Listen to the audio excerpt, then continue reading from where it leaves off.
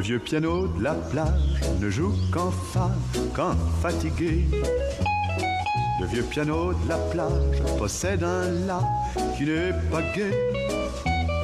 Un si cassé qui se désole, un mi fané qui le console, un dos brûlé par le grand soleil du mois de juillet.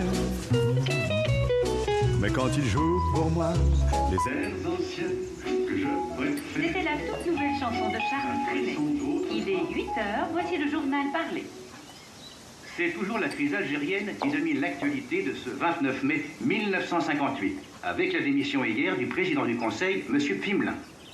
Dans quelques heures, le président de la République, M. René Coty, s'entretiendra à l'Élysée avec le général de Gaulle. Selon nos informations, M. Coty s'apprête à adresser au Parlement le message suivant. Dans le péril de la patrie et de la République, je me suis tourné vers le plus illustre des Français. Fin de citation. On peut en conclure que les portes de Matignon sont désormais ouvertes au général de Gaulle. J'espère que le café est assez fort. Le général est rentré à 5h ce matin.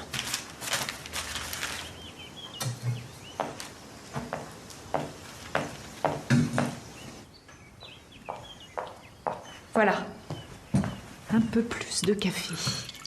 Merci, Louise. Je vous en prie. Tu n'auras presque pas dormi. Avec ce qui se passe en Algérie. Algérie. Parlons-en après ce que la France a fait pour elle. Moi, j'appelle ça de l'ingratitude. Il ne s'agit plus de ça.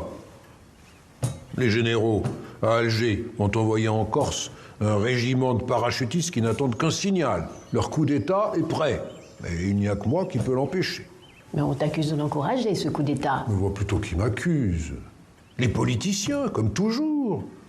Les mêmes qui ont été soulagés de me voir partir en 46. Quand ça a commencé à mal aller en Algérie, j'ai dit que la République serait obligée de venir me chercher si elle voulait éviter le pire. Qui puis-je? Si à Alger, ils se sont mis à rêver d'une bonne dictature avec De Gaulle au milieu. Je ne cesse de répéter que je refuse toute dictature. Mais ils n'ont pas l'air d'être nombreux à te croire. Penses-tu que je ne les entends pas? Hier soir encore, les socialistes ont dit que je cherchais à établir un pouvoir personnel. Je leur ai répondu que si le Parlement les suivait et s'ils votaient contre moi, je les laisserais s'expliquer avec les parachutistes. Mon intention est arrêtée. Selon ce que me dira Coty, je déciderai de rentrer ici, à Colombey, ou alors, une fois encore. Tu y retourneras et nous n'aurons que des ennuis. Tu ne crois pas qu'il y en a déjà assez fait, Charles?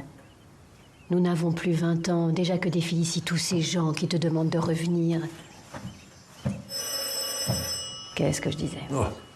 Que veux-tu? De nos jours, les dictateurs ont le téléphone. Oh, je n'ai pas le cœur à plaisanter, surtout quand je sais qu'Elisabeth et son mari sont en Algérie. Tu ne vas pas reprocher à notre fille d'avoir épousé un militaire. C'est Monsieur Guichard au téléphone. Ah. J'espère que l'irréparable n'est pas enclenché. Tu vas repartir tout de suite? Tu sais bien que non.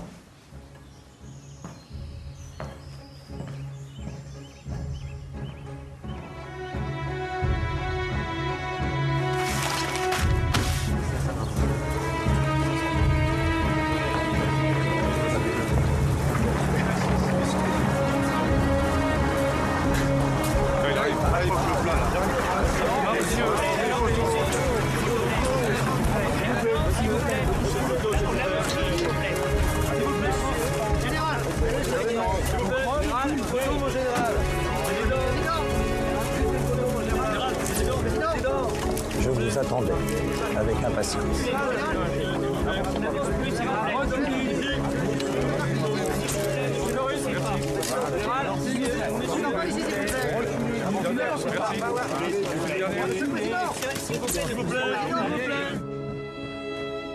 Je vous suis reconnaissant, Monsieur le Président, d'avoir rappelé qu'en d'autres temps, j'avais rétabli les libertés. Qui pourrait le contester? Tous les oublieux, Les choses sont à la fois si proches et si lointaines. Je crois pouvoir dire que vous avez apaisé les craintes. Et mon prédécesseur, le président Auriol, a joué un rôle précieux. Vous lui avez donné votre parole que vous n'étiez en rien mêlé à cette menace d'intervention des parachutistes en métropole. Entre hommes d'honneur, cela suffit. Notre 4e République est à l'agonie. Auriol ramènera les socialistes à la raison et vous aurez une majorité. Vous serez donc président du Conseil, avec les pleins pouvoirs pour 6 mois. Vous pourrez ainsi préparer une nouvelle constitution.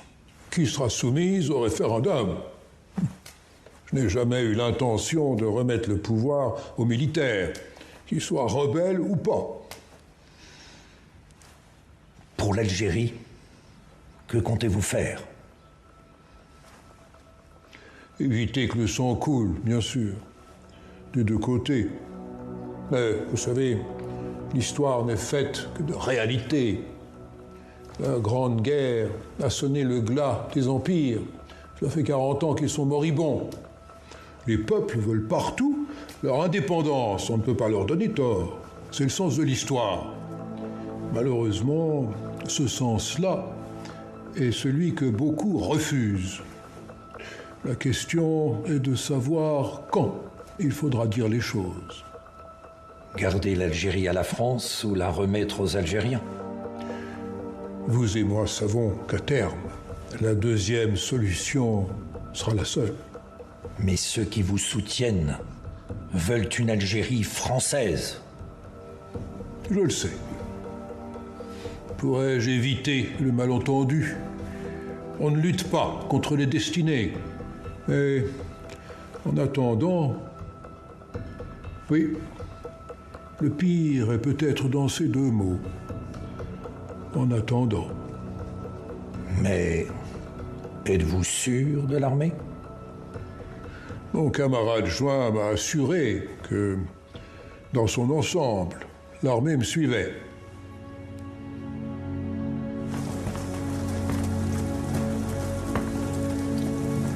La semaine prochaine, vous serez à Matignon. Ce sera un grand jour. Mais le plus grand, ce sera celui où vous entrerez ici, à l'Élysée. Je voudrais avoir l'honneur de vous céder ma place. Merci. Ce soir encore, je rentre dans mon village. Ma longue solitude va prendre fin. Alors, je voudrais profiter des arbres de mon jardin.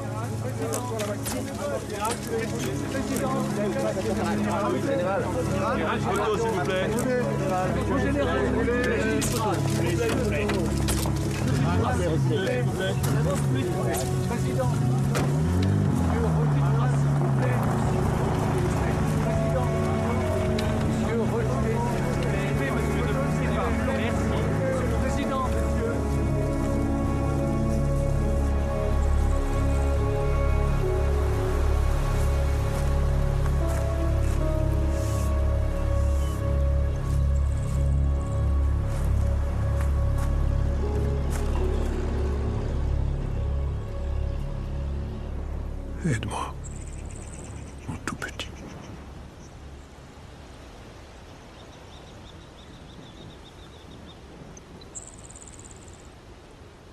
Aide-moi.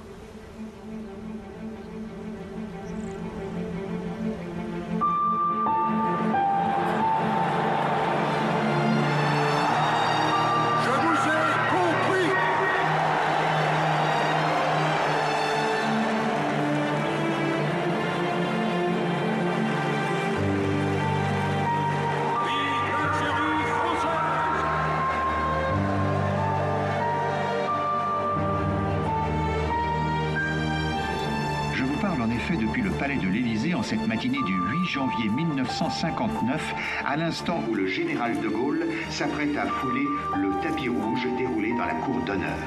Sur le perron, M. René Coty attend le nouveau président de la République qui a été élu le 21 décembre dernier et qui est accompagné par son directeur de cabinet, M. Georges Pompidou.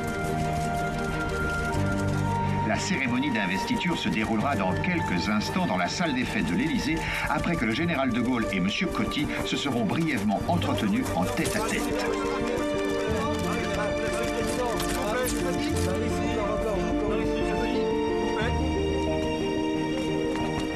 Le premier des Français est désormais le premier en France.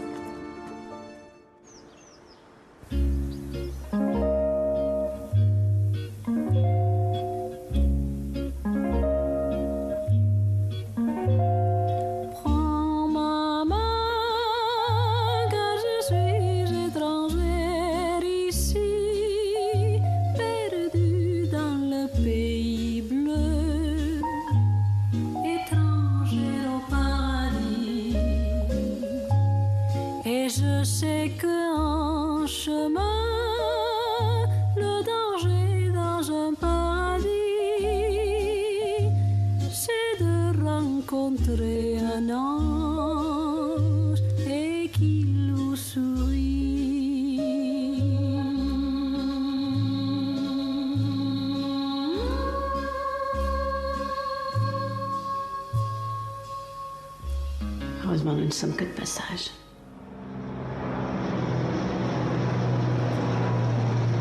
Moi, de Gaulle, j'ouvre la porte de la réconciliation.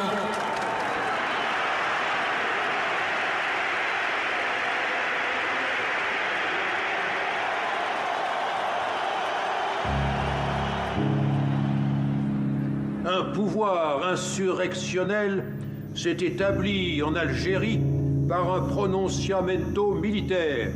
Ce pouvoir a une apparence, un carteron de généraux en retraite.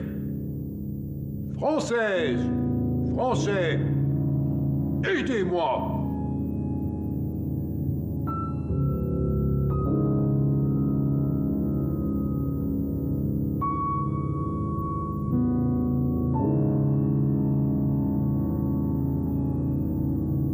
Les premiers éléments de l'enquête indiquent que près de 150 cartouches d'armes automatiques ont été tirées sur la déesse présidentielle. Que le général et Madame de Gaulle aient pu en réchapper tient vraiment du miracle.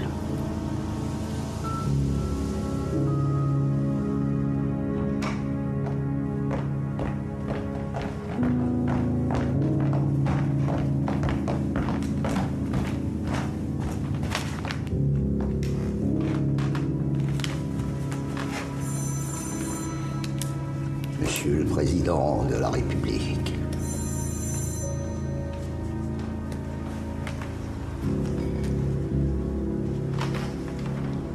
Monsieur le ministre.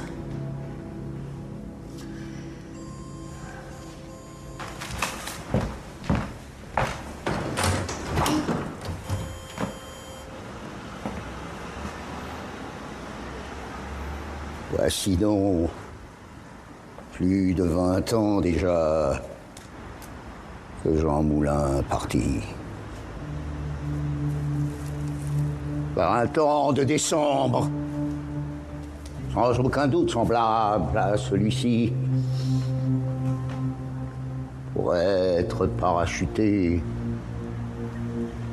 sur la terre de Provence.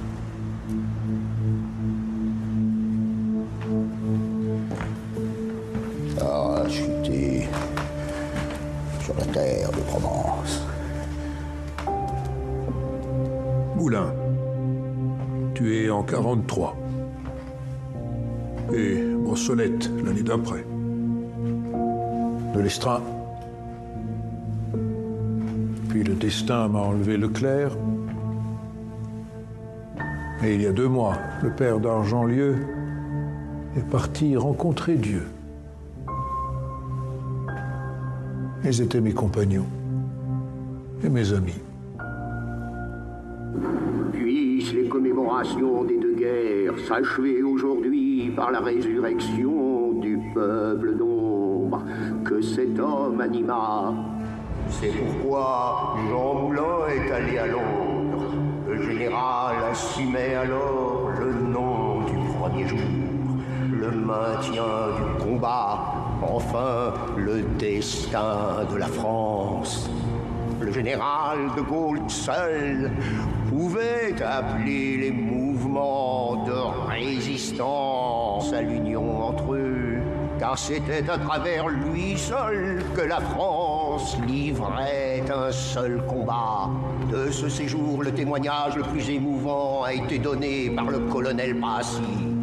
Je revois Moulin blême, saisi par l'émotion qui nous étreignait tous, se tenant à quelques pas devant le général. Je n'ai jamais été qu'un modeste serviteur de mon pays, mon général.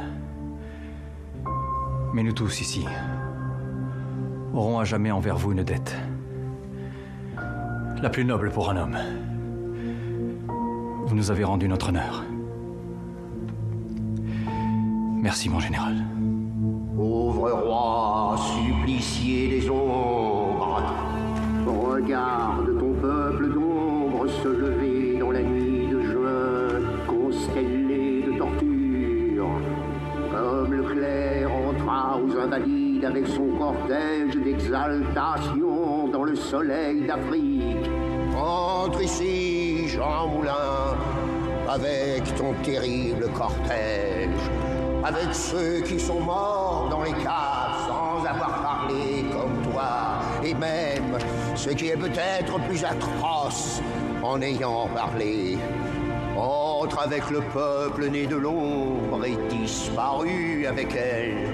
Aujourd'hui, jeunesse, puisses-tu penser à cet homme comme tu aurais approché tes mains de sa pauvre face informe du dernier jour, de ses lèvres qui n'avaient pas parlé. Ce jour-là, elle était le visage de la France.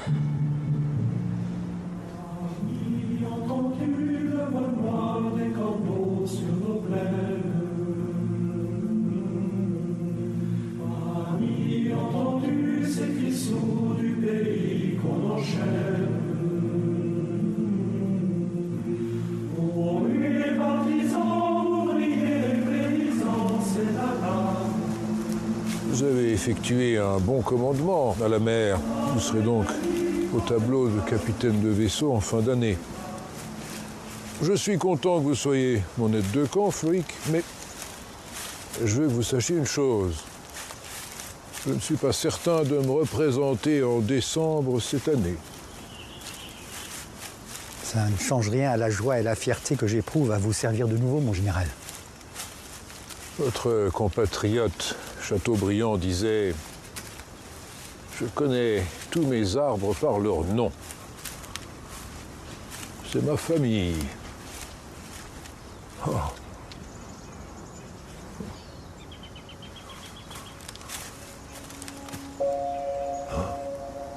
Les hommes essaient de comprendre les arbres en les imitant. Ils s'élèvent au plus haut qu'ils peuvent et essaient d'aller loin dans les profondeurs, chacun à sa manière. Sauf que les arbres sont une part d'éternité et que nous n'en représentons même pas une miette. Mon général, puis-je me permettre de vous dire que je ne vois pas ce qui pourrait vous empêcher de vous représenter? Je vais avoir 75 ans, Floïc. On ne se bat pas à 75 ans comme à 50. Et je ne vous parle pas de ceux qui disent qu'ils m'ont assez vu, ou qui trouvent que la place pourrait leur convenir. Ce sont d'ailleurs les mêmes. Certes, je ne dis pas qu'ici ou là, on ne pense pas sincèrement que j'ai bien mérité de me reposer, mais enfin, je ne crois pas être venu au monde pour prendre des vacances.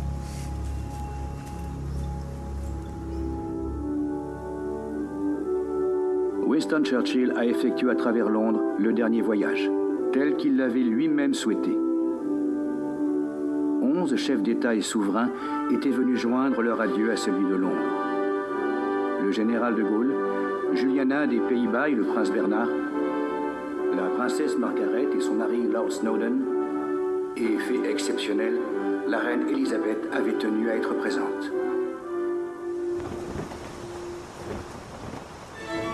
Je reviens plus tard. Je vous prie de bien vous m'excuser. Vous avez souhaité me parler, madame? Oui, monsieur Guichard. J'avais peur que vous soyez déjà parti. Je vous prie de bien vouloir m'excuser si mes propos vous surprennent.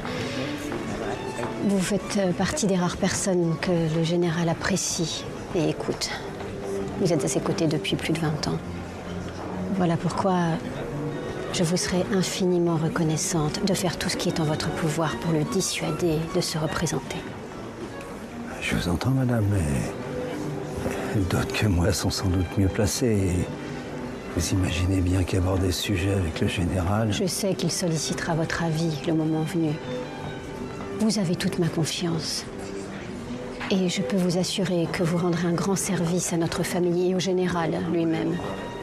Mais, madame, il serait plus facile de parler au général si nous en savions un peu plus sur ses intentions. Il dit qu'il réfléchit. C'est sa manière à lui d'éviter le sujet. Mais l'âge est là. Et il est fatigué. Pensez-y. Quand il vous demandera votre avis. Je vous prie de m'excuser.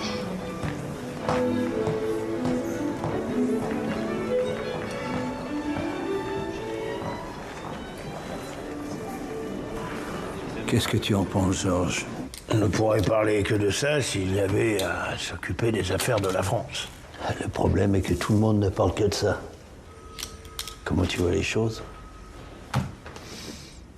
Il m'a reçu à déjeuner avec Malraux et Debray. Il voulait nous sonder sur son éventuelle candidature. Debray, larmes aux yeux, l'a supplié de se représenter. Malraux s'est lancé dans un discours pas inintéressant. En gros, quand on tient une telle place dans l'histoire, ne risque-t-on pas de l'affaiblir en voulant la garder? Et toi? Moi, comme tous les Auvergnats, je suis attaché aux réalités. J'ai été franc avec le général. Qu'il se représente, tout le monde le souhaite, à condition de répondre à la question « Pourquoi faire ?» Tu vas fort, hein? Tu crois qu'un homme qui a été le premier à reconnaître la Chine de Mao l'an passé n'a pas de projet? Et en plus, on les connaît. La force de frappe, l'indépendance vis-à-vis des Américains, leur équilibrage Est-Ouest, sans compter ceux qu'on ne connaît pas. Dans ce cas, la vraie question consiste à se demander si le général peut encore mener à bien autant de chantiers. T'es en train de donner du poids au bruit qui court. Quel bruit? Oh Georges, pas à moi. Tu sais très bien le genre de conciliabule qui agite Paris, et bien au-delà. Pompidou s'est préparé, Pompidou est prêt. Pompidou se présentera si De Gaulle n'y va pas. On a encore 2 minutes. Je sais pas pourquoi il veut me parler avant que je reparte. Il ne t'a rien dit d'autre depuis Colombey? Depuis la promenade en forêt, rien de précis. Mais je crois qu'en lui-même, il a pris sa décision. Il ne laisse rien voir, en tout cas. C'est ton père, tu connais mieux que moi. Ce n'est pas sûr. S'il entretient encore le mystère sur sa candidature, à mon avis, c'est pour voir comment réagit Pompidou. Tu veux dire que l'idée même d'avoir un successeur suffirait à le faire rempiler? Et si c'était le cas, est-ce qu'à tes yeux, je serais légitime? Ben évidemment, voyons. Tu es Premier ministre, tu es compétent, loyal, sans être servile. Tu as gagné tous les combats depuis 3 ans et ils étaient rudes. Tiens, l'an passé, quand le général s'est fait opérer, tu as tenu les rênes du pays de façon plus qu'exemplaire.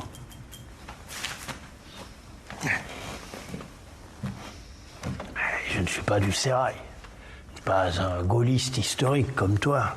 Je ne viens pas de la Résistance et pas fait le voyage à Londres. Je vais te dire quelque chose qui restera entre nous et je sais que je peux compter sur toi. De Gaulle se représentera. Parce que pour la première fois, l'élection du président de la République se fera au suffrage universel. C'est lui qui l'a voulu. Depuis l'attentat du petit Clamart? Non, pas depuis 3 ans. Il y pense depuis 1946. Tu imagines De Gaulle rater un rendez-vous avec le peuple? C'est sa raison de vivre. C'est pour ça que je te dis qu'il se représentera. Et le fond de ma pensée, c'est qu'il ne devrait pas. Mais pourquoi? Tu pressens des désaccords avec lui ou c'est à cause de son âge? Je ne veux pas qu'on dise un jour du général de Gaulle qu'il est dépassé, que l'époque n'est plus la sienne. Parce qu'il a été le seul à tout comprendre il y a 25 ans, je ne veux pas le voir abandonné par son génie. Ah, Bébé lance une nouvelle chanson. Ça va faire plaisir à Claude, ça.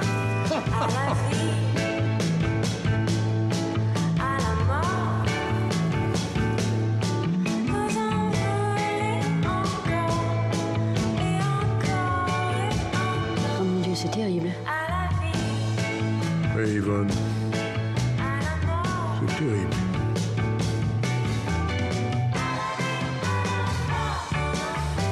Ouais, terrible. Vous, Françaises et Français, qui vous interrogez sur ce qu'il convient de faire pour la France le 5 décembre prochain. Et moi, candidat unique de la gauche à la présidence de la République, qui vous demande de m'écouter et de comprendre pourquoi je fais appel à vous. Oui, ce dialogue qui commence aujourd'hui entre nous, je l'espérais depuis longtemps. Je suis candidat contre le général de Gaulle, contre lui seul, car lui seul compte. C'est ce qu'il attendait le général de Gaulle pour se présenter. fait certainement de la France une idée respectable. Je suis de près ce que tu fais. Ton engagement dans la lutte contre la misère, tu as toujours combattu, sans jamais te tromper de combat. Je crains, oncle Charles, que vous ne vous représentiez pas. Laisser la place à Mitterrand. J'ai 10 ans de trop, ma pauvre Geneviève. Je ne le dis pas trop moi-même, car ils sont assez nombreux comme ça à le répéter. Mais il reste tellement à faire. Il ne faut pas que vous hésitiez à rappeler aux Français tout ce que vous avez déjà fait. Vous leur avez rendu la paix et la prospérité, ce n'est pas rien. Ouais, justement, quand tout va mieux, on n'a plus besoin de De Gaulle. Et en tenant bon pour l'Algérie, vous avez évité le pire. Je ne peux oublier que nombre de ceux qui ont soutenu mon retour sont parmi les plus déçus. Ils parlent de trahison. Mais que se serait-il passé si nous étions restés en Algérie par la force? L'ont-ils seulement envisagé? Et la réconciliation franco-allemande. Qui d'autre l'aurait fait sinon vous, avec le chancelier Adenauer? Je suis le dernier, ma pauvre Geneviève. Churchill est mort. Adenauer s'est éloigné. Eisenhower aussi. C'est ce qui inquiète ma tante. Rassure-toi, je n'irai pas au-delà de mes forces. J'ai trop vu les ravages causés par les années. La vieillesse est un naufrage. Ni ta tante, ni moi n'aimons ce palais. Si je me décide, ce ne sera pas seulement pour barrer la route à Mitterrand. Toi, je peux bien le dire. Je crois savoir, mon oncle. En 1958, vous êtes revenu pour éviter une guerre civile. Tout le monde criait à la dictature. Et aujourd'hui, par votre volonté, toutes les femmes et les hommes de France vont élire leur chef. Au suffrage universel, oui. C'est cette confiance du peuple que vous souhaitez.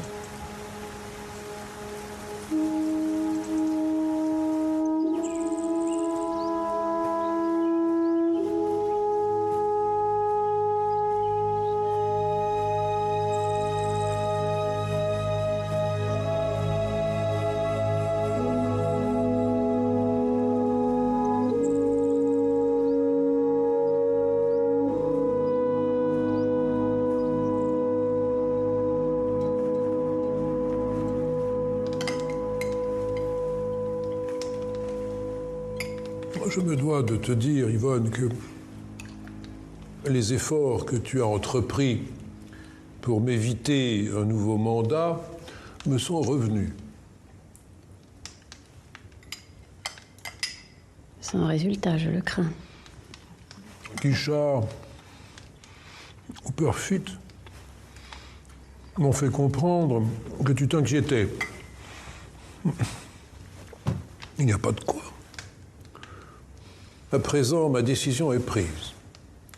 Tu es la première à savoir, naturellement. Je crois avoir deviné.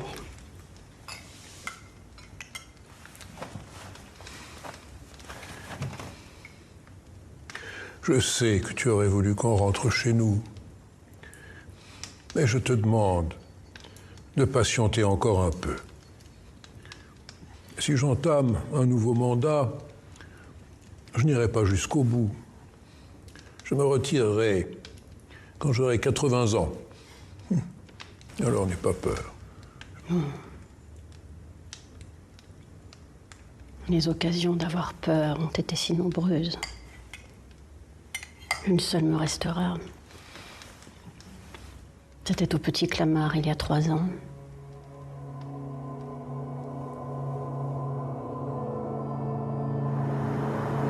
Nous rentrions à Colombey avec notre gendre.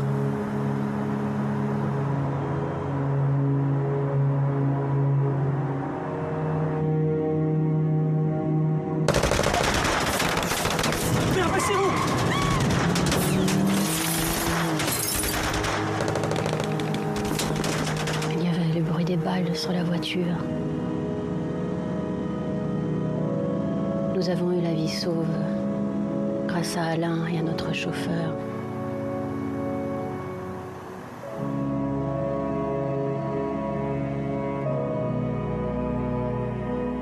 Si la vie avait dû s'arrêter ce jour-là, j'espère que nous serions partis ensemble. Ma peur, ma vraie peur a été celle-là. Que la mort t'emporte et pas moi. Après, tu as dit que j'avais été brave, alors je vais tâcher de l'être encore. C'est ce que dit ton cher Corneille, n'est-ce pas? Tous mes soins, tout mon sang, mon courage, ma vie.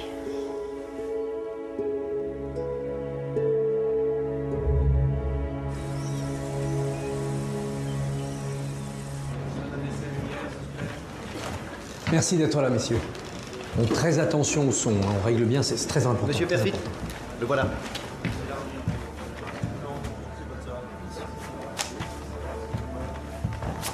Messieurs, il arrive. Monsieur le Président de la République. Bonsoir, mon général. Tout est prêt. Monsieur le Président.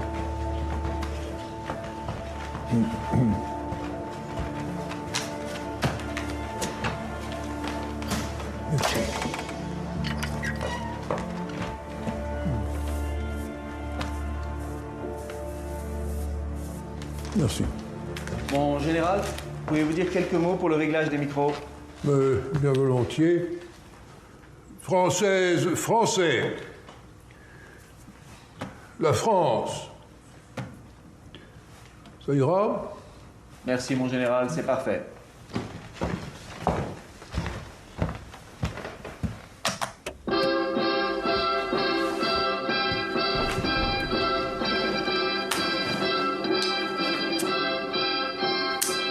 Mesdames, Mesdemoiselles, Messieurs, bonsoir. Dans quelques instants, vous pourrez suivre votre journal télévisé. Voici tout d'abord une allocution du général de Gaulle, président de la République. 4, 3, 2, 1. C'est à vous. Françaises, Français, il y a 25 ans, lorsque la France roulait à l'abîme, j'ai cru devoir assumer la charge de la conduire jusqu'à ce qu'elle fût libérée, victorieuse et maîtresse d'elle-même. Aujourd'hui, je crois devoir me tenir prêt à poursuivre ma tâche. mesurant, en connaissance de cause, de quel effort il s'agit, mais convaincu qu'actuellement, c'est le mieux pour servir la France. Je souhaite donc que l'adhésion franche et massive des citoyens m'engage à rester en fonction. L'avenir de la République nouvelle sera décidément assuré. Sinon, personne ne peut douter qu'elle s'écroulera aussitôt et que la France devra subir, mais cette fois sans recours possible, une confusion de l'État plus désastreuse encore que celle qu'elle connut autrefois. En général, tous les ministres ont été heureux de vous voir décider à gagner. Peut-être préférez-vous reporter notre entrevue et recevoir d'abord Malraux et Frey? Non, non. Venez tous les trois. Si vous le permettez, mon général, le ministre de l'Intérieur a quelque chose à vous montrer. Oui. Si vous voulez bien regarder ça, mon général.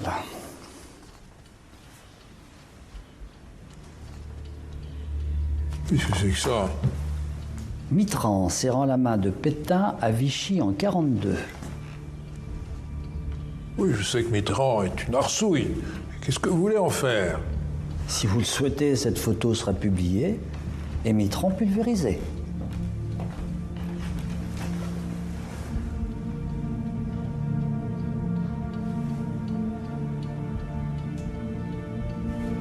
Non. Je ne ferai pas la politique des boules puantes. Mon général, pourquoi prendre des gants? Mitterrand vous a injurié en vous comparant à Hitler, Mussolini et Franco. Il passe son temps à me traiter de dictateur. Il se couvre de ridicule. Mon général, dans une campagne électorale, on reçoit des coups, il faut aussi en donner. Non, n'insistez pas. Président de la République, c'est quelque chose. Il ne faut pas porter atteinte à la fonction. Mitterrand pourrait un jour l'occuper. Si, comme j'en suis convaincu, le résultat est favorable, nous aurons vraiment eu du mérite. Car jamais il n'y a eu dans une campagne autant de démagogie, de tromperie et de bassesse. Je vous remercie, monsieur.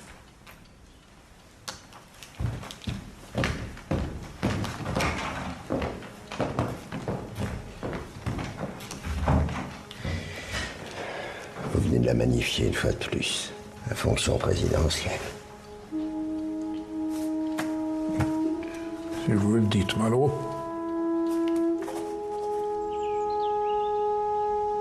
Ce n'est pas parce que j'ai arrêté de fumer que je vais l'interdire à mon gendre. Vous pouvez fumer, alors. Vous savez, père, tout le monde a remarqué que vous aviez choisi d'annoncer votre candidature le jour de la Saint-Charles. Vous ne me croirez pas, mais je ne l'ai pas fait exprès. Qu'est-ce qu'on dit de tout ça chez vos militaires? On vous soutient, bien sûr. Et même au-delà de ce que j'espérais. Oh, ne soyons pas trop enthousiastes. Les nostalgiques de l'Algérie française n'ont pas tous disparu.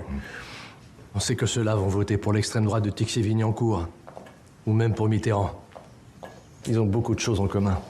La détestation de De Gaulle, pour commencer. C'est la revanche de Vichy. Grand-père, grand-père! Oh, mais qui voilà? Viens avec moi, je vais te montrer. T'es avec ton papa et ta maman sur la carte comme je t'avais promis. Regarde. Et là voilà, le monde est grand, hein? Regarde. Je voudrais toujours voir votre père comme ça. Oh, je suis heureuse que vous ayez pu venir. Anne a encore grandi, on dirait. C'est vrai. Elle pousse vite. Elle a toujours des tas de choses à raconter à son grand-père. Plus qu'à nous. Vous savez, Alain, à chaque fois qu'il la voit, qu'il prononce son prénom, il est comme transformé. Je ne devrais peut-être pas vous le dire, mais il a tant espéré qu'elle s'appelle Anne. Il a été si ému quand vous lui avez annoncé. Pour elle, il est prête à toutes les batailles.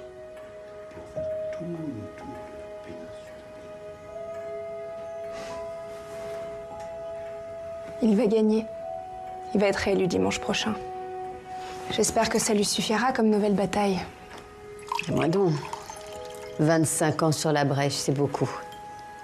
J'aimerais qu'il se ménage un peu, qu'il arrête de parcourir le monde à grande enjambée. Et pour l'amour du ciel, merci, qu'il laisse ses ministres faire leur travail. Bonjour, monsieur Clarfit. Bonjour, Floïc. Le général est de bonne humeur ce matin? C'est plutôt la tendance, monsieur le ministre. Il se fait une joie de rentrer à Colombey ce week-end. Bien, tant mieux, parce que je ne sais pas comment il va prendre ce que je dois lui dire. Les sondages ne sont que des indications, mon général, qui n'ont pas valeur de résultat. Mais vos indications, Perfit, indiquent que c'est pas gagné. Mon général, vous devez considérer votre position vis-à-vis de la campagne électorale. Il faut que les Français vous voient. Me voient. Vous avez un temps de parole. Vous devez l'occuper. Mais vous me voyez apparaître tous les soirs à la télévision et faire mon tour de piste, comme Mitterrand, ou mieux, comme ce pauvre Le Canuet, qui est arrivé tout content de lui, en disant « Je m'appelle Jean Le Canuet ». Et moi, je devrais proclamer « Je m'appelle Charles de Gaulle, j'ai 75 ans et je suis président de la République ». On n'est pas au cirque, Perfit. Laissons ça au clown. On peut imaginer d'autres formules, mon général. Pourquoi ne seriez-vous pas interviewé? Ce serait un moyen de montrer que vous êtes proche des Français. En somme, ce que vous voulez, c'est que De Gaulle se montre en pyjama. Il n'en est pas question. Vous vous rendez compte? Ce sont les sondages qui dirigent la France. On est posé dans la voiture.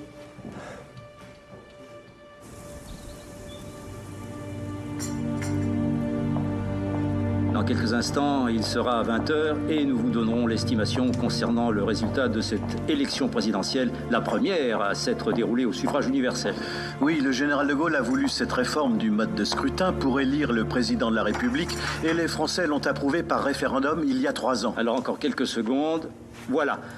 Il est 20h. Le général de Gaulle obtiendrait un peu moins de 45% des suffrages, Monsieur François Mitterrand plus de 30% et Monsieur Le Canuet aux environs de 15%. Le général de Gaulle est donc en ballottage. Le général de Gaulle en ballottage, c'est à la fois une surprise et un événement politique, tout comme ce résultat, il faut bien le dire, inattendu pour Monsieur Mitterrand, qui, on le voit sur ces images qui nous parviennent, va faire une déclaration. Je remercie les Républicains du concours qu'ils m'ont apporté.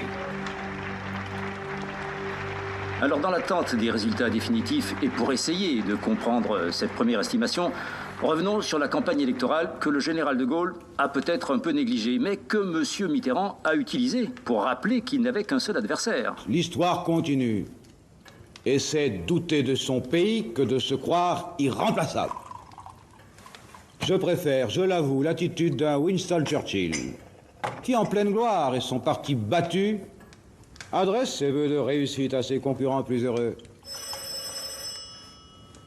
Seulement voilà, qu'est-ce que le pouvoir personnel?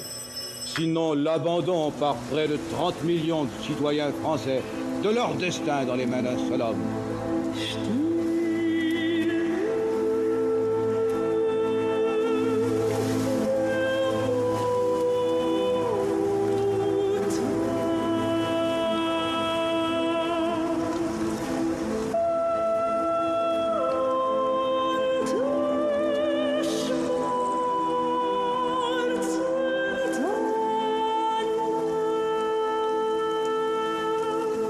Ton pauvre papa.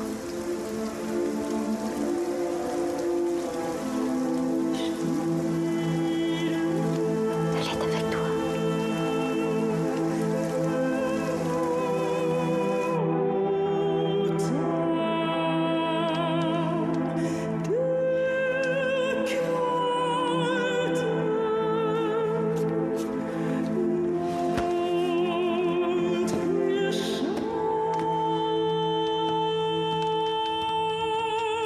J'aurais dû t'écouter.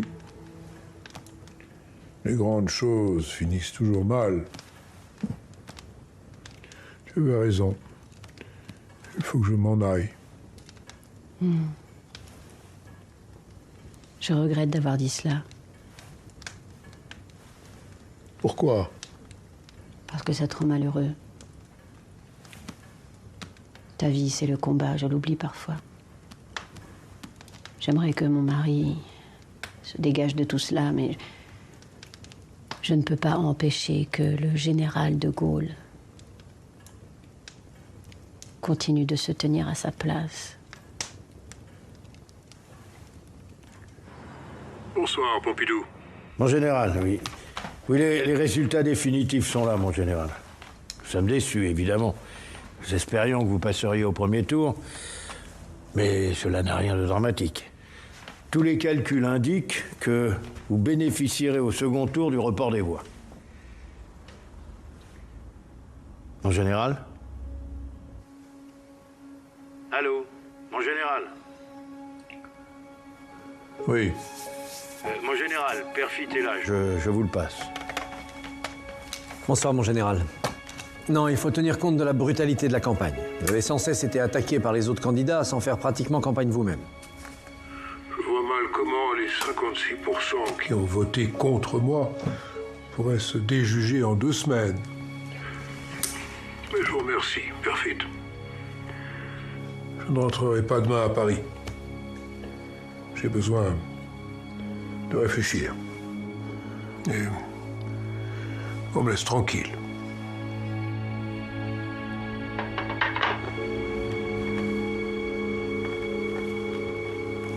Je ne l'ai jamais connu comme ça. Il ne rentre pas demain.